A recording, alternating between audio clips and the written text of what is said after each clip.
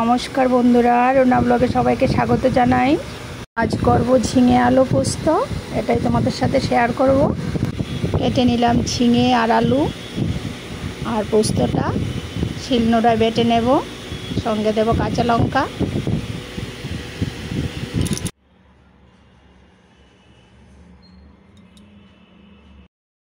বেটে নিচ্ছি পোস্তগুলো।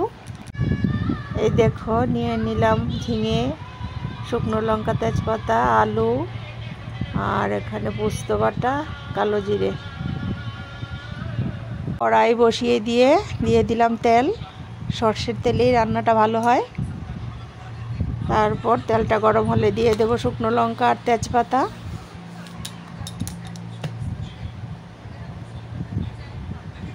শুকনো লঙ্কা আর তেজপাতাগুলো একটু ভাজি করে নিয়ে তারপর এটাতে দিয়ে দেব কালো জিরে,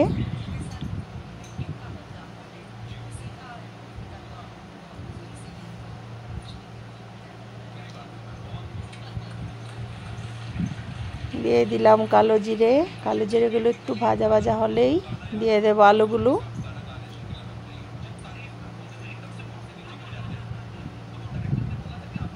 আলুটা আমি একটু কম পরিমাণে দিয়েছি। এখন আলুটাতে হলুদ আর মরিচ দিয়ে ঢেকে ঢেকে ভেজে নেব, তাহলে এটা সেদ্ধ হয়ে যাবে।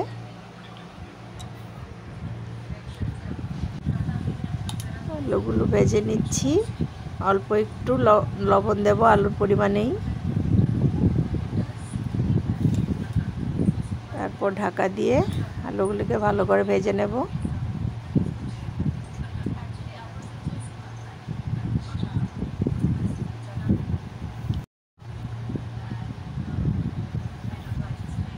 আলুগুলো ভাজা প্রায় হয়ে গেছে, এখন দিয়ে দেব ঝিঙেগুলো।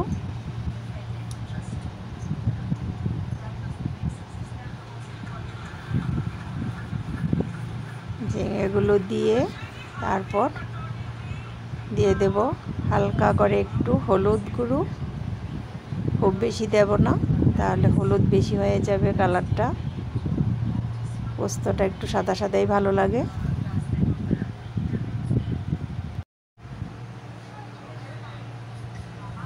এই যে দিয়ে দিচ্ছি একটু হলুদ, সামান্য একটু হলুদই দিয়েছি। লবণটা এখন দেব না, পরে দেব। ঝিঙেগুলো ভাজি হয়ে গেলে তারপর লবণটা দেব।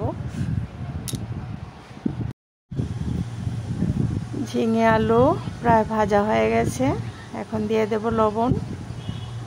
আগে দিলে লবণ ঝিঙে থেকে জল উঠে যায়, তাই লবণটা একটু পরেই দিই।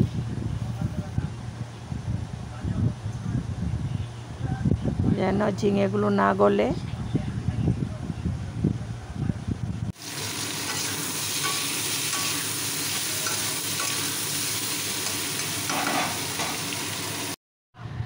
ঝিঙে আলুটা ভাজা হয়ে গেছে, এখন দিয়ে দিচ্ছি পোস্ত বাটাটা,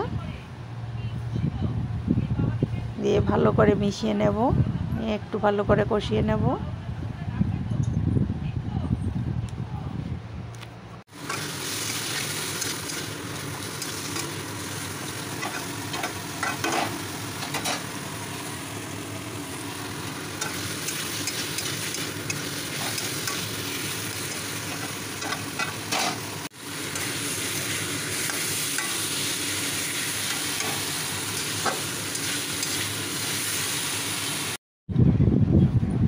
পোস্তর সাথে ঝিঙে আলুগুলো ভালো করে কষিয়ে নেওয়া হয়েছে, এখন দিয়ে দিব একটু জল সেদ্ধ হওয়ার জন্য। পোস্তর বাটিটা ধুয়েই এক বাটি জল দিয়ে দিচ্ছি।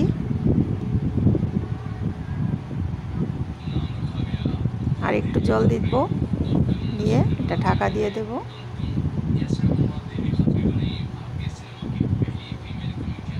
দিয়ে দিচ্ছি একটু চিনি, মিষ্টি মিষ্টি খেতেই ভালো লাগে। এবার দিয়ে দেব গোটা কয়েকটা কাঁচা লঙ্কা, চিড়েও দিতে পারো। আমি গোটা গোটাই দিয়েছি, একটু বেশি করেই দিয়েছি। অন্যরা আরও একটু কমই দেয়, আমি একটু ঝালটা পছন্দ করি, তো প্রয়োজনে এগুলো মেখে খাবো। এই যে কমপ্লিট হয়ে গেল আমার ঝিঙে আলু পোস্ত। আর একটু রেখেই এটা নামিয়ে নেব, আবার ঢাকাটা দিয়ে দেব। এই দেখো এখন পরিবেশনের জন্য রেডি হয়ে গেছে ঝিঙে আলু পোস্ত। খুব সুস্বাদু হয়েছিল।